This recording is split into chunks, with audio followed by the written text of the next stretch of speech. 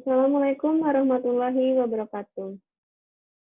Alhamdulillah kita masih diberikan kesehatan dan perlindungan oleh Allah Subhanahu wa taala ya, sehingga pada hari ini kita dapat mengikuti perkuliahan gizi dalam kesehatan reproduksi. Pada hari ini materi kita adalah manfaat zat gizi bagi wanita sepanjang daur kehidupan ya. Sebelum kita mulai perkuliahan pada hari ini, angka baiknya kita berdoa menurut agama dan keyakinan masing-masing. Berdoa dimulai.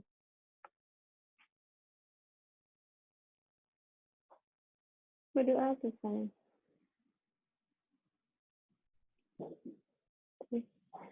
Gizi itu adalah sebagai indikator keberhasilan ya dalam mendapatkan kualitas sumber daya manusia yang baik. Nah, jika sumber daya manusia itu baik, maka pembangunan nasional suatu bangsa itu akan berhasil ya. Karena dengan adanya sumber daya manusia yang berkualitas, menghasilkan sumber daya manusia yang akan memiliki fisik yang baik, mental yang kuat, dan kesehatan yang optimal. Sehingga penguasaan terhadap ilmu pengetahuan dan teknologi itu akan terserap dengan baik. Nah, dalam masa kehamilan itu merupakan masa-masa yang sangat menentukan bagi tumbuh kembang janin ya yang ada dalam kandungannya. Sehingga pada wanita hamil itu memerlukan gizi yang cukup ya. Gizi yang dibutuhkan tubuhnya itu lebih besar, lebih banyak daripada kebutuhan gizi selama dia sebelum hamil ya. Tapi status gizi ibu hamil itu juga ditentukan jauh-jauh hari pada masa-masa dia saat remaja. Begitu juga seterusnya ya, kondisi kesehatan bayi saat lahir itu juga akan menentukan status gizinya pada masa remaja nantinya ya. Karena hal tersebut itu saling berkesinambungan, maka dikatakan sepanjang daur kehidupan ya. Nah, untuk point of view materi pada hari ini itu adalah yang pertama, karbohidrat dan efeknya bagi kesehatan, kemudian lemak, protein, vitamin, mineral, dan efeknya bagi kesehatan dan keseimbangan air dan elektrolit dalam tubuh ya. Yang pertama kita akan bahas mengenai karbohidrat. Nah, karbohidrat itu adalah sumber yang terbesar ya, yang bisa kita dapatkan dari beras merah, ubi jalar, kacang-kacangan, buah-buahan, dan sayuran. Nah, untuk beras merah itu mengandung magnesium ya, kemudian vitamin B kompleks, kemudian zat besi, dan juga tinggi akan serat. Kemudian untuk ubi jalar itu mengandung potasium, zat besi, serat, vitamin A, kemudian mengandung vitamin B6 dan vitamin C, serta beta-karotin sebagai penghasil antioksidan. Nah, untuk kacang-kacangan itu misalkan kacang tanah, kacang kedelai, kacang hijau, kacang polong, itu memiliki kandungan karbohidrat kompleks ya, dan juga Fe. Untuk buah-buahan, nah buah-buahan itu dari keluarga beri dan apel itu mengandung fruktosa yang jelas ya, tanpa lemak yang berperan sebagai pemasok energi.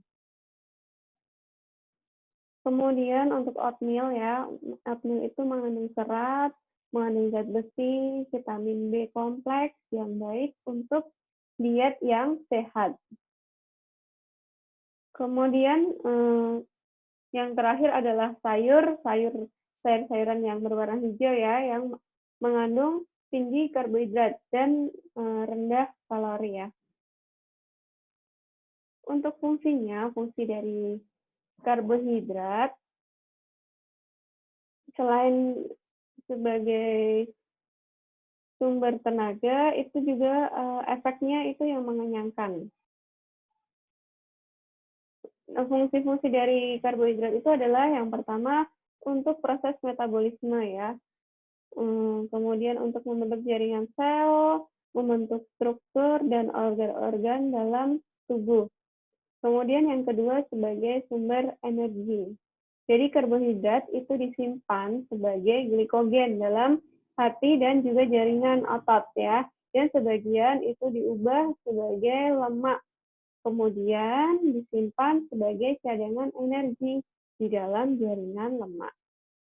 Kemudian yang ketiga sebagai pencegah terbentuknya proses ketosis ya. Ketosis itu adalah kondisi di mana hati itu memproduksi keton sebagai energi untuk seluruh tubuh ya. Jadi ketika persediaan karbohidrat tidak cukup untuk pembakaran, jadi persediaan karbohidrat di dalam tubuh itu tidak cukup untuk pembakaran, sehingga tubuh itu akan menggunakan cadangan yang ada pada lemak. Dan terbentuklah zat keton ya, karena tubuh itu menggunakan cadangan yang ada pada lemak tersebut. Sebenarnya tubuh itu memang membutuhkan lemak ya sebagai cadangan untuk proses pembakaran energi di dalam tubuh. Tetapi proses pembakaran energi dengan menggunakan lemak itu akan memerlukan energi yang lebih besar daripada karbohidrat ya sebagai bahan bakarnya. Kemudian yang keempat berperan penting untuk mengoptimalkan kerja proteinnya. Karena apabila pada saat tubuh mengalami kekurangan asupan karbohidrat, maka protein itu akan juga bisa menggantikan fungsi karbohidrat ya sebagai penghasil energi dan zat pembentuk tubuh. Kemudian karbohidrat juga berfungsi sebagai pemanis alami pada makanan ya. Karena karbohidrat ini juga bisa menjadi pemanis alami ya, yang karena sifat kandungannya itu yang ada dalam karbohidrat itu manis ya, khususnya dengan kandungan monosakarida dan juga disakarida. Kemudian yang keenam, karbohidrat dapat mencegah terjadinya ketidaksempurnaan proses oksidasi lemak. Dan yang ketujuh adalah memberikan efek kenyang ya dengan kandungan selulosanya. Jadi fungsi karbohidrat yang lainnya yang bisa langsung dirasakan ya, yaitu memberikan efek kenyang.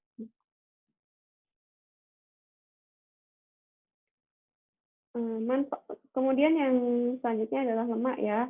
Manfaat dari lemak itu yang pertama adalah sebagai sumber energi. Jadi dalam setiap 1 gram lemak itu akan menyediakan sekitar 9 kalori untuk tubuh ya.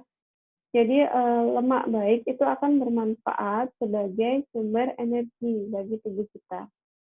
Kemudian yang kedua, sumber pertumbuhan sel. Tubuh itu terdiri dari banyak sel ya yang tidak bisa terhitung. Nah, sel-sel yang sehat itu akan membuat tubuh menjadi lebih sehat ya. Lemak itu juga penting untuk memberikan perlindungan pada lapisan luar sel atau membran sel. Kemudian manfaat yang ketiga itu adalah untuk menunjang fungsi otak. Jadi kesehatan otak banyak dipengaruhi oleh sel-sel pembangun yang sehat ya, sehingga bisa untuk mendukung hubungan sel motorik dan sel otak.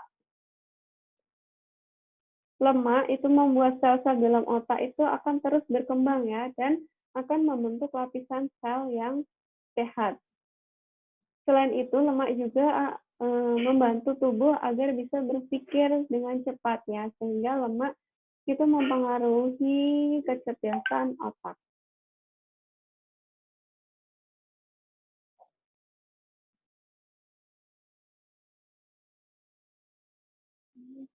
Yang selanjutnya yang keempat adalah menunjang produksi hormon ya. Hormon itu diperlukan oleh tubuh untuk mengatur sistem kerja organ tubuh dan sistem respon untuk tubuh. Lemak itu memiliki peran untuk menjaga produksi hormon ya, sehingga membantu untuk menjaga kesehatan tubuh. Apabila kekurangan lemak itu akan dapat menurunkan produksi hormon, sehingga tubuh akan menjadi tidak mudah berkembang atau perkembangan tubuh itu tidak sesuai dengan usianya. Yang kelima, itu membantu kesehatan kulit. Lemak juga memiliki peran yang sangat penting ya untuk menjaga kesehatan kulit. Orang yang mengalami kekurangan lemak itu akan terlihat dengan tanda-tanda kulitnya itu bersisik dan kusam ya. Bahkan lemak itu juga bisa menjadi indikator pelindung terhadap perubahan-perubahan cuaca.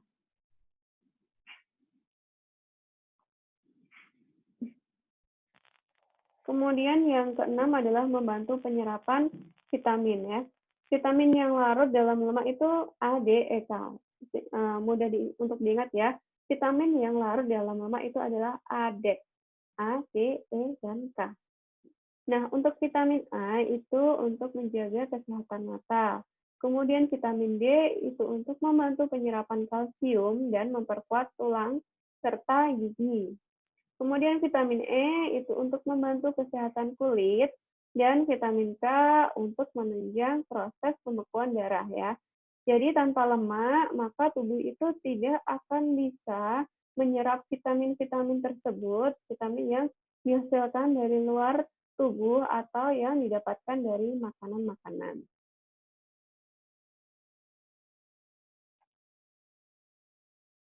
Kemudian yang ketujuh itu lemak mendukung kesehatan organ tubuh ya. Lemak itu adalah salah satu zat penting untuk melindungi kesehatan beberapa organ tubuh ya, seperti ginjal, hati, jantung, dan juga usus. Nah, lemak akan melindungi beberapa organ tersebut agar tidak mudah untuk terluka atau tidak mudah untuk cedera ya. Kemudian yang kedelapan itu lemak bisa untuk mengontrol berat badan ya. Jadi lemak itu membantu tubuh dalam mendapatkan berat badan yang ideal. Kemudian yang ke-9 itu untuk mengurangi potensi penyakit ya.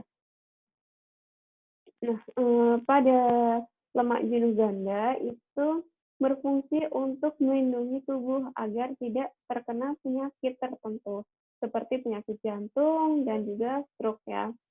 Kemudian yang ke-10 itu untuk meningkatkan kesuburan. Jadi wanita atau remaja yang masuk dalam usia subur itu bisa mendapatkan siklus menstruasi yang lebih teratur daripada wanita-wanita yang mengalami kekurangan lemak ya. Jadi kalau kekurangan lemak itu juga tidak baik bagi tubuh kita, dan apabila kelebihan itu juga dapat menyebabkan berbagai macam penyakit. Nah, dengan cara ini itu maka tubuh juga bisa mencukupi kebutuhan lemak dan menjadi sumber nutrisi yang penting bagi tubuh. Jadi, lemak itu juga memiliki peran ya untuk menjaga kesehatan atau kesuburan tubuh kita. Yang selanjutnya adalah protein ya. Protein itu adalah suatu kelompok makronutrisi berupa senyawa asam amino yang berfungsi sebagai zat pembangun dan pendorong metabolisme dalam tubuh. Protein itu pertama kali ditemukan oleh John Jacob Berzelius ya pada tahun 1878. Nah, untuk kebutuhan protein dewasa, untuk orang dewasa itu 1 gram per kilogram berat badan. Kalau untuk anak-anak itu 2 hingga 3 gram per kilogram berat badan.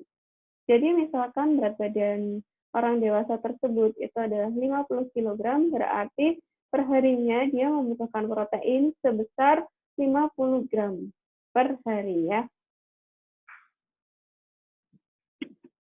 Kemudian fungsi dari protein. Fungsi protein itu sebagai zat pembangun dalam tubuh dan penyokong berbagai aktivitas-aktivitas organ tubuh dan metabolisme dalam tubuh ya. Yang pertama, sebagai sumber energi. Jadi 1 gram protein itu menghasilkan 4,1 kalori. Kemudian mengatur metabolisme tubuh. Kemudian yang ketiga, asupan energi utama untuk yang sedang diet rendah gula. Kemudian yang keempat, menjaga keseimbangan antara asam basa dan keseimbangan cairan yang ada dalam tubuh. Jadi protein itu berperan penting dalam menjaga stabilitas pH cairan tubuh ya, asam basa.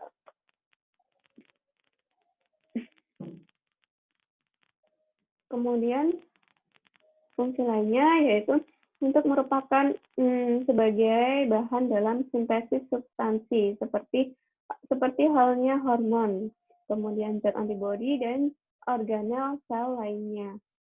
Yang keenam, membantu proses pertumbuhan pada anak-anak dan remaja ya, karena sel-sel tubuh itu mendapatkan cukup asupan zat pembangun ya, cukup asupan protein. Kemudian yang ketujuh itu membantu kerja tubuh dalam menetralkan atau menghancurkan zat-zat asing yang masuk ke dalam tubuh kita. Nah, untuk sumber proteinnya itu bisa sumber protein itu ada nabati dan protein hewani ya. Untuk protein hewani itu contohnya seperti daging merah, daging unggas, telur, ikan, susu. Kalau untuk protein nabati itu kacang-kacangan misalkan seperti kacang kedelai, almond, kacang mete, kacang hijau, kemudian kacang hazel, kacang merah, kemudian sumber protein nabati lainnya adalah jintan, biji bunga matahari, dan biji labu ya. Kemudian yang selanjutnya adalah vitamin. Vitamin itu adalah zat yang ditemukan dalam makanan yang dibutuhkan oleh tubuh untuk pertumbuhan dan kesehatan. Untuk vitamin A itu untuk melindungi tubuh dari berbagai infeksi ya, dan untuk membantu menjaga kulit agar tetap sehat. Contohnya sumber vitamin A itu adalah seperti brokoli, bayam, wortel, labu, ubi jalar, hati, telur, susu, krim, dan juga keju.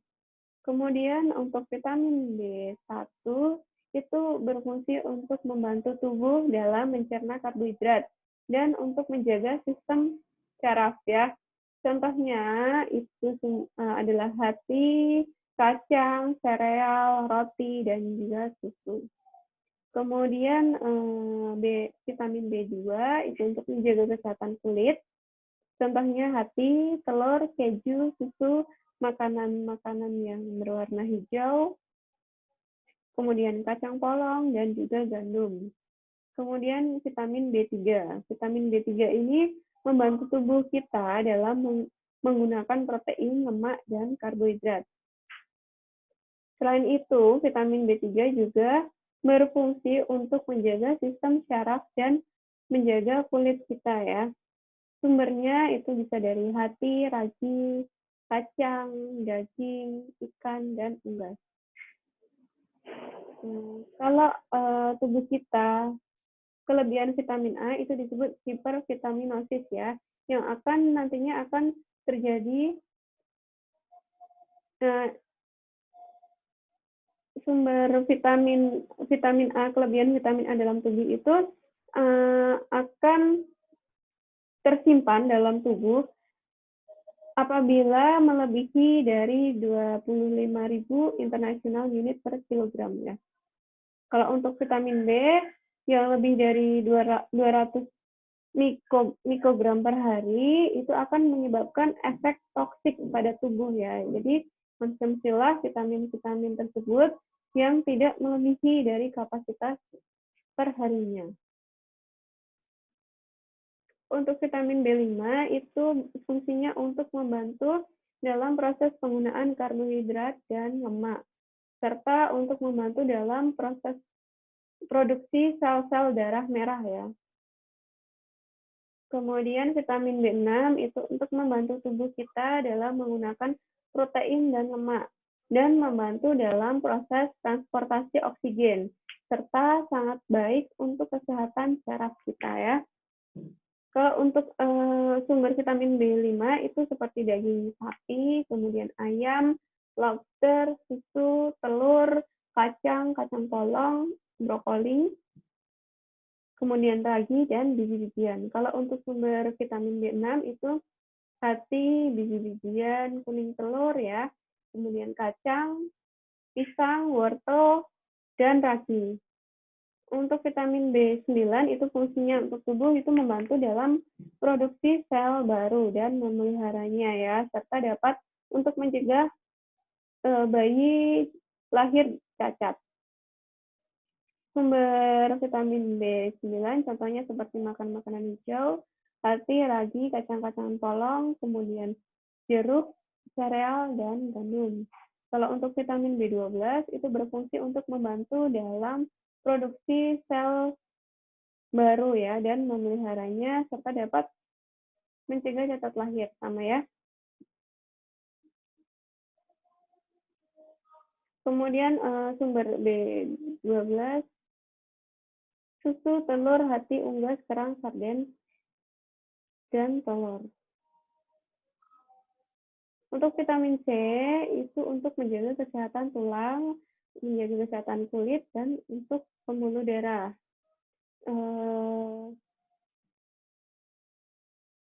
Sumber vitamin C itu jeruk, tomat, kentang, pepaya, stroberi, dan kobis. Untuk vitamin D itu sumbernya adalah hati dan susu ya. Fungsinya untuk menjaga kesehatan tulang. Kemudian vitamin E itu sumbernya adalah kuning telur, hati sapi ya, ikan, susu, brokoli, dan bayam. Fungsinya untuk memelihara sel tubuh dari kerusakan. Kemudian untuk memperlancar aliran darah dan vitamin E ini juga mampu untuk memperbaiki jaringan tubuh. Kemudian biotin. Biotin itu untuk membantu tubuh dalam menggunakan karbohidrat dan juga lemak ya, serta membantu dalam pertumbuhan sel. Sumbernya itu adalah hati, kuning telur, tepung, kedelai, sereal, ragi, kacang polong, buncis, dan susu. Kemudian yang selanjutnya adalah vitamin K, itu untuk membantu dalam proses pembukaan darah ya. Apabila kekurangan vitamin K, akan menghambat proses koagulasi sehingga dapat menyebabkan mudah terjadi perdarahan. Juga kalau misalkan ada luka, itu nanti darah kita sulit untuk membeku. Nah, untuk dosis-dosisnya nanti akan kita bahas ya. Untuk vitamin A, kadar yang direkomendasikan per hari untuk pria itu adalah 3.000 international unit ya. Kalau untuk wanita 2.310 international unit. Kemudian untuk anak-anak usia 1 hingga 3 tahun itu yang dibutuhkan adalah 1.000 international unit dan umur 4 sampai 8 tahun itu 1.300 international unit. Serta pada anak umur 9 hingga 13 tahun itu yang dibutuhkan 2.000 international unit ya. Dan kadar aman yang tertinggi yang dapat dikonsumsi per hari itu adalah 10.000 international unit. Kemudian untuk vitamin B1 pada usia 19 tahun ke atas pada pria itu yang dibutuhkan adalah 1,2 mg. Kalau untuk wanita itu 1,1 mg.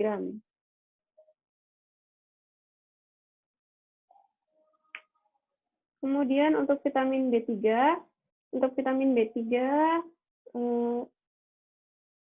kadar yang direkomendasikan per hari itu adalah 1,3 mg untuk pria yang berusia 19 hingga 50 tahun.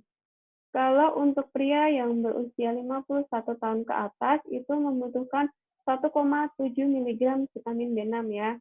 Kalau untuk wanita usia 19 sampai 50 tahun itu membutuhkan 1,3 miligram ya, sama dengan kebutuhan pria. Kemudian wanita usia lebih dari 51 tahun ke atas itu membutuhkan vitamin B6 sebesar 1,5 miligram.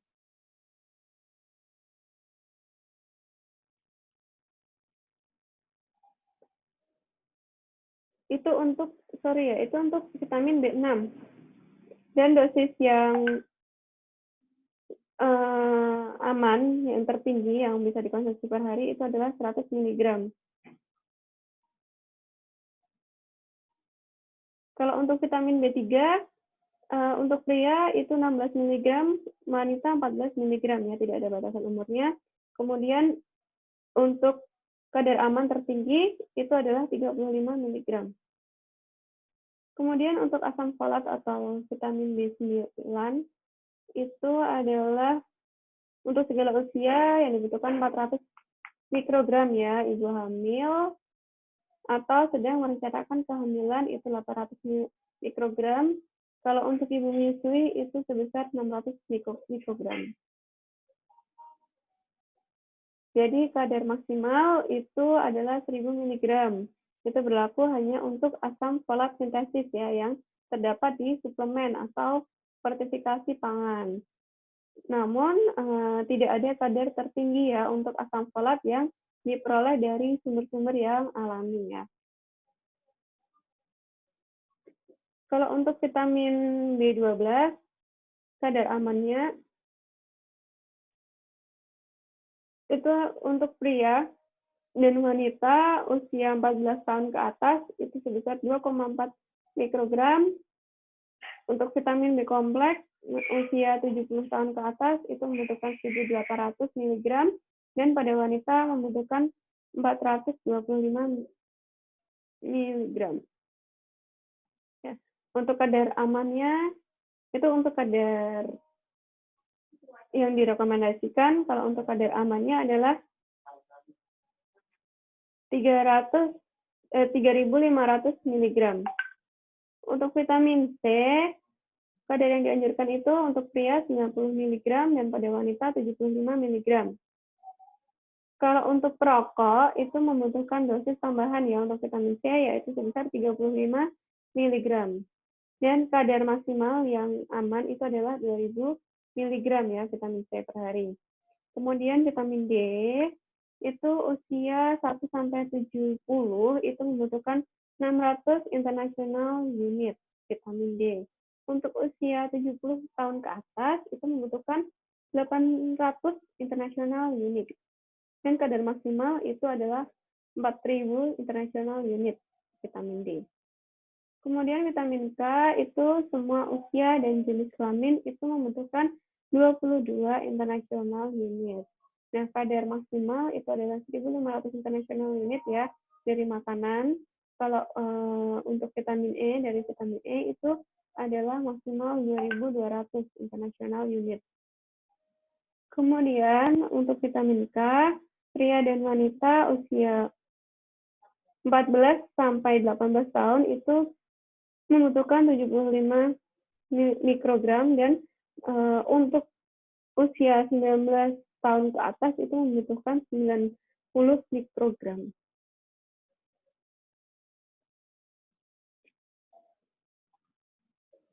Untuk mineral itu fungsinya yaitu untuk membasahi jaringan seperti di sekitar mulut, mata, dan hidung.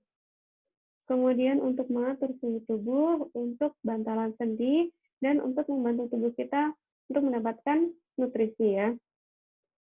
Jadi untuk macam-macam mineral, itu adalah kalsium untuk pembentukan tulang dan gigi dan menjalankan fungsi otot dan syaraf. Untuk klorida itu untuk menjaga keseimbangan kadar air di seluruh tubuh. Untuk tembaga itu untuk melindungi sel dari kerusakan dan untuk membentuk tulang dan sel-sel darah merah. Kemudian untuk fluorid itu untuk memperkuat tulang dan gigi, dan yodium untuk menjalankan fungsi kelenjar tiroid, serta zat besi atau Fe itu untuk membantu sel darah merah dan mengantarkan oksigen ke seluruh jaringan tubuh ya, serta dapat membantu menjalankan fungsi-fungsi otot. Kemudian untuk magnesium itu untuk membantu tulang dan gigi, untuk membantu pembentukan tulang dan gigi, kemudian untuk memelihara syaraf dan otot agar tetap normal. Kemudian fosfor itu sama dengan magnesium ya fungsinya. Kemudian kalium itu untuk menjaga keseimbangan kadar air di seluruh tubuh dan untuk memelihara syaraf dan otot agar tetap normal. Untuk selenium itu untuk mencegah kerusakan pada sel serta membantu fungsi kelenjar tiroid. Kemudian sodium itu fungsinya sama dengan kalium ya. Dan zinc itu untuk menjaga kesehatan kulit dan untuk membantu dalam penyembuhan luka. Selain itu, zinc juga berfungsi untuk membantu tubuh ya untuk melawan berbagai penyakit. Contohnya, untuk kalsium itu bisa kita dapatkan pada ikan salmon, sarden, susu, keju, yogurt, loba, kangkung, sawi, brokoli, dan jeruk. Untuk klorida itu bisa kita dapatkan dari garam, rumput laut, gandum, tomat, selada, seledri, buah zaitun, sarden, daging sapi, dan keju. Untuk tembaga itu bisa didapatkan dari kerang, coklat, jamur, kacang, dan gandum. Untuk fluorid itu bisa kita dapatkan dari kopi ataupun teh.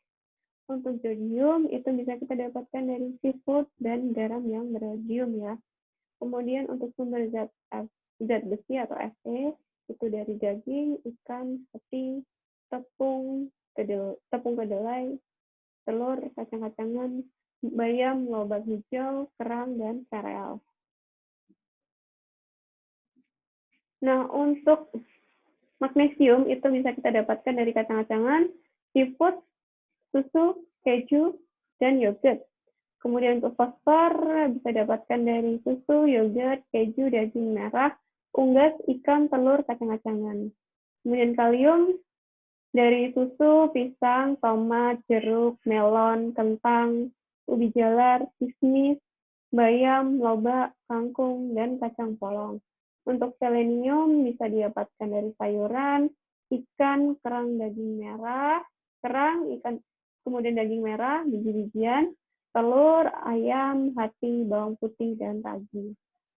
Untuk sodium bisa kita dapatkan dari garam, susu, keju, seledri, daging sapi, daging babi, tapi kita tidak boleh mengkonsumsi ya bagi yang beragama Islam. Kemudian sarden dan zaitun hijau. Untuk sumber dari zinc itu bisa kita dapatkan dari sapi, telur, makanan laut, daging merah, tiram, telur, kacang-kacangan, biji-bijian, sereal, gandum, dan biji labu.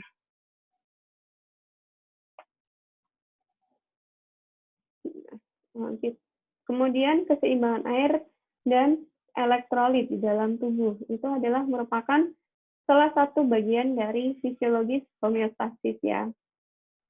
Jadi pengertian dari cairan tubuh itu adalah larutan yang terdiri dari air atau pelarut dan zat-zat tertentu ya, atau zat terlarut. Jadi air dalam tubuh itu mencapai 60%. Kemudian elektrolit itu adalah zat kimia yang menghasilkan partikel-partikel bermuatan listrik yang disebut ion ya jika berada dalam larutan. Jadi cairan dan elektrolit yang masuk ke dalam tubuh itu melalui makanan, melalui minuman, dan cairan intravena ya, bisa dari IV dan kemudian didistribusikan ke seluruh tubuh.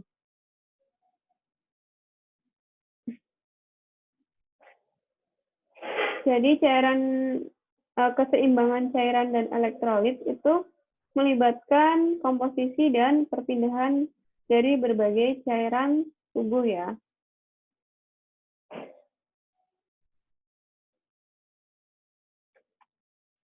Baik, itu yang dapat saya sampaikan pada pertemuan hari ini mengenai gizi, sepanjang jalur kehidupan ya. Mulai dari,